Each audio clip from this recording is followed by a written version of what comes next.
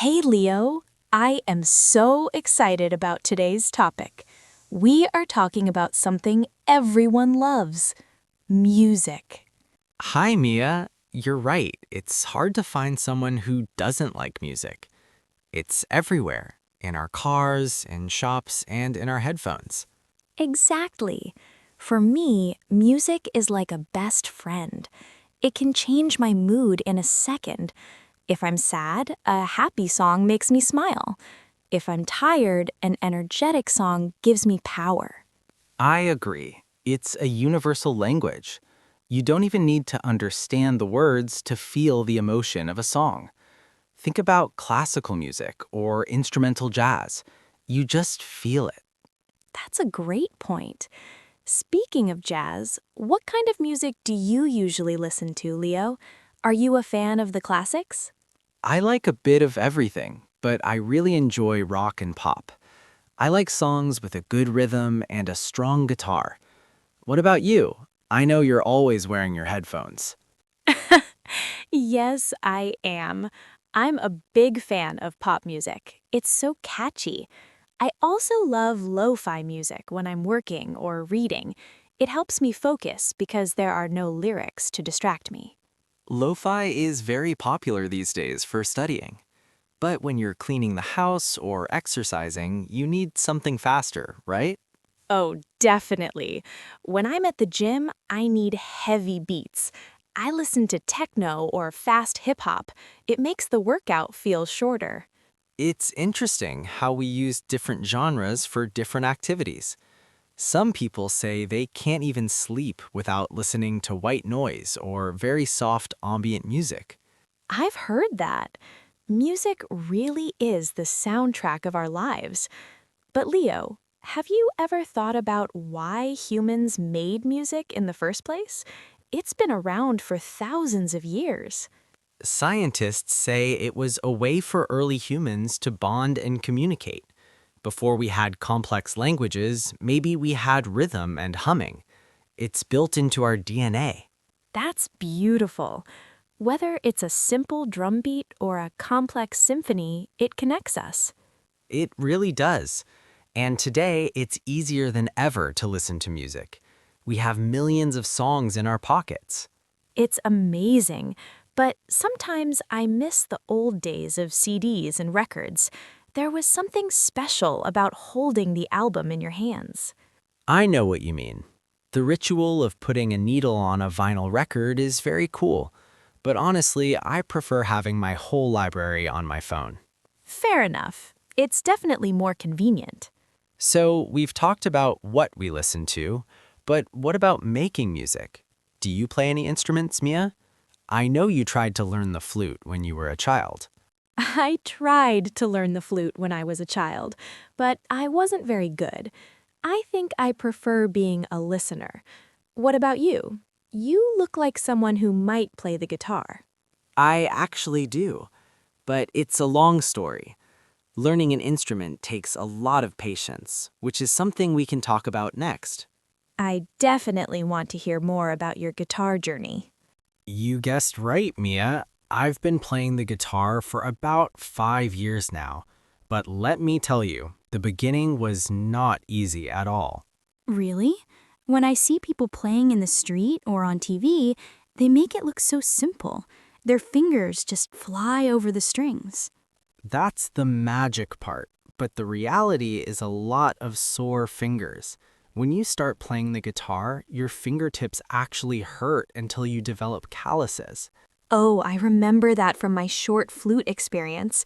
Not the sore fingers, but the frustration of not making a good sound. For the first week, I just sounded like a broken whistle. That's perfectly normal.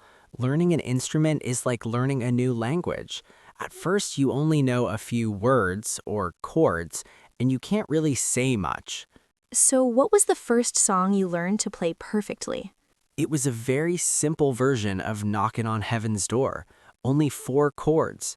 When I finally played it from beginning to end without stopping, I felt like a rock star, even if it was just in my bedroom.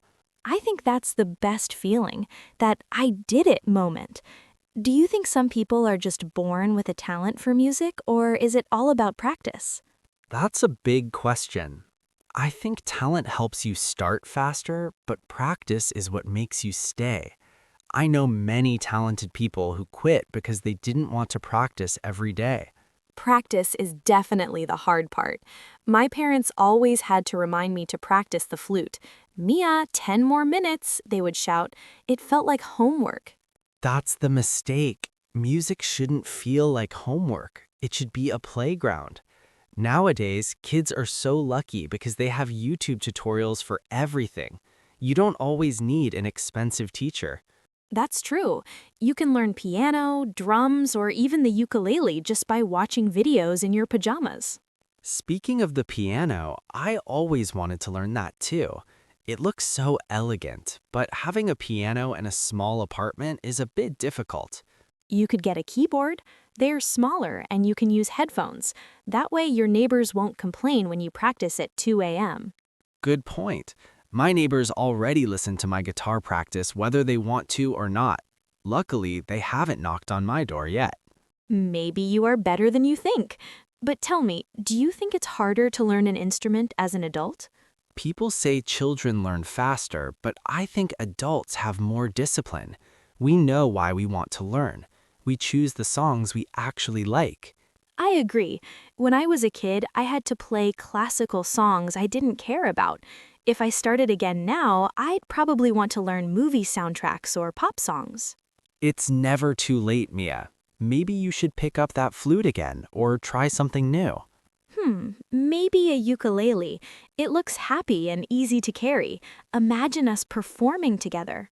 The Two Voices Band, I like the sound of that. But we might need more than just a guitar and a ukulele to fill a stadium. Well, we have to start somewhere. Maybe we should talk about the big concerts and what it's like to actually be in the crowd. Speaking of stadiums, Leo, do you remember the first concert you ever went to? Oh, I'll never forget it. I was 15 and I went to see a local rock band with my older brother. The music was so loud I could feel the bass in my chest. That's exactly what I love about live music. It's not just something you hear, it's something you feel. The energy of thousands of people singing the same words at the same time is incredible. It really is, but honestly, sometimes I prefer small, cozy concerts. You know, a small cafe with a singer and an acoustic guitar. It feels more personal, like they're singing just for you. I see your point. Big festivals can be a bit overwhelming. There are long lines for everything, food, water, and the bathrooms. And if you are short, like me, you mostly just see the backs of people's heads. That's the struggle. But there is something special about an outdoor summer festival. Sleeping in tents, wearing boots, and listening to music under the stars. It's an adventure. It sounds like a movie. But what about the sound quality? Some people say that listening to a studio recording is better because it's perfect. Studio recordings are perfect, yes, but live music has soul. Even if the singer misses a note or the guitar is a bit out of tune, it doesn't matter. It's a unique moment that will never happen exactly the same way again. That's true. And now everyone holds up their phones to record the whole concert.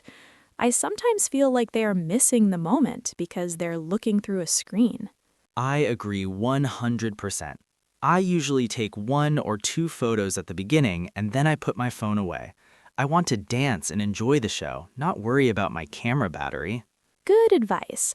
I think we should all try to be there more. But, Leo, concerts are expensive these days. Tickets for big stars can cost hundreds of dollars. It's getting very expensive, unfortunately. That's why I love supporting local artists. You can go to a small club, pay a very small fee, and discover a great new band before they become famous. That's a great idea. Plus, you get to be much closer to the stage. Have you ever caught a guitar pick or a drumstick thrown from the stage? Not yet. I'm still waiting for my lucky day. But I did get a set list once. The singer gave it to me after the show. I still have it on my wall. That's a cool souvenir. It's like a piece of history. It really is. Music brings people together in a way that nothing else can. You see people from different countries and different backgrounds all smiling and dancing together. It's a beautiful thing, and it's not just about the big shows. Sometimes the best music is the street performer you hear while walking to work on a Monday morning. Definitely. Those buskers can really brighten a boring day. Some of them are incredibly talented. They really are. It makes me think about how much music has changed because of technology. We don't just wait for a concert or the radio anymore. You're right. The way we discover and listen to music is totally different now than it was 20 years ago. You're so right, Leo. Technology has changed everything. I remember when I had to wait by the radio for hours just to hear my favorite song and record it onto a cassette tape. Oh, the cassette days. And if the radio presenter started talking before the song finished, it was ruined. Now we have streaming services. We can listen to any song, anytime, anywhere. It's like magic, isn't it? I have a library of millions of songs in my pocket. But do you think having too much choice is a bad thing?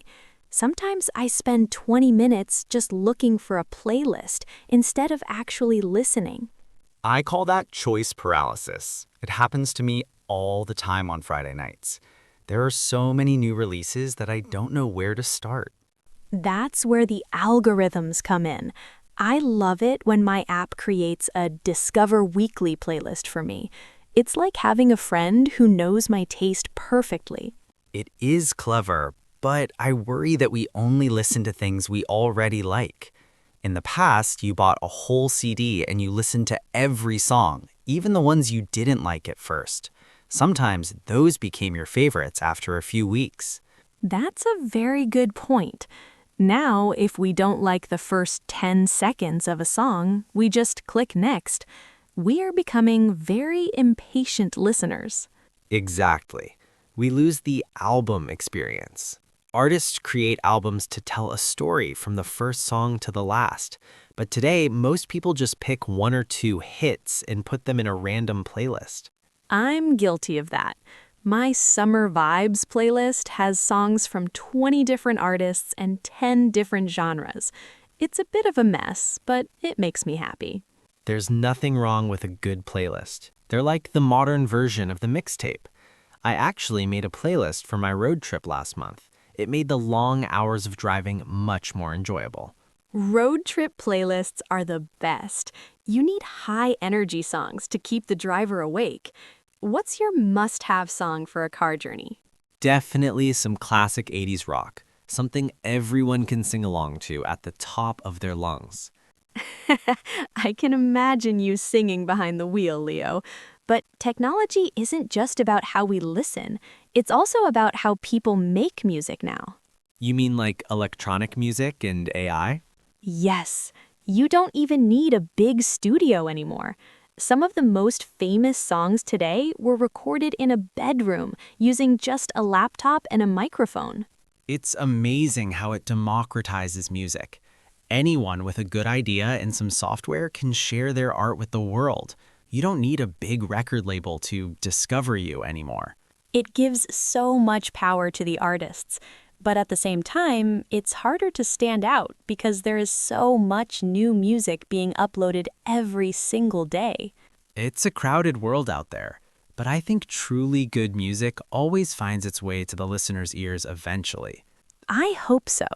Speaking of finding music, have you noticed how songs go viral on social media now? A song from 40 years ago can suddenly become a #1 hit again because of a 15-second video clip. It's crazy. It shows that good music is timeless. It doesn't matter if it was made in 1970 or 2024. If it connects with people, it's a hit. Timeless music. That's a perfect thing to think about. What actually makes a song classic?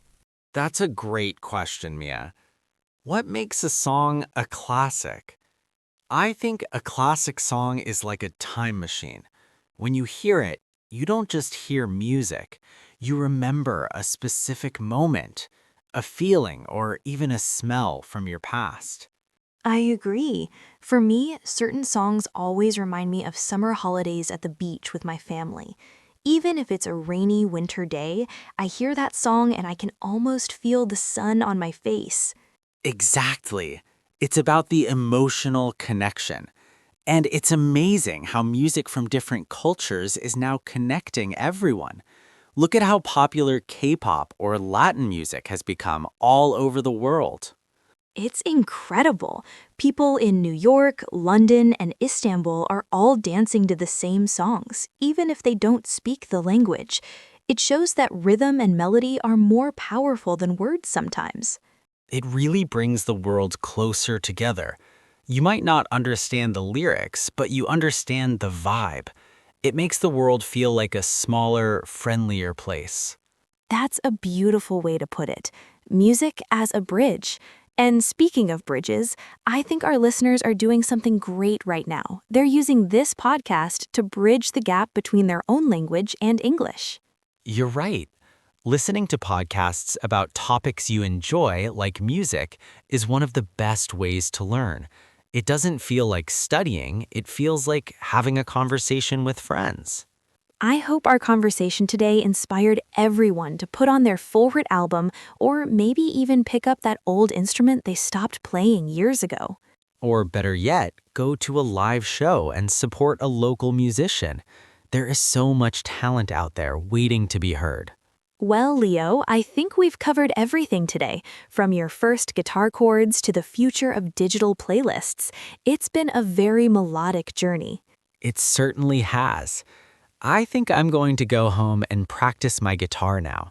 I have a new song I want to learn. And I'm going to look for a ukulele online.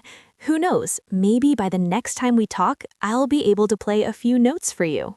I'm looking forward to that, Mia. Music really does make life better. It definitely does. Thank you for joining us today on this musical episode of the Two Voices English podcast. Thanks for listening, everyone. Keep the music playing and keep practicing your English. We'll be back soon with another interesting topic. Until then, have a wonderful musical day. Bye-bye for now. Goodbye.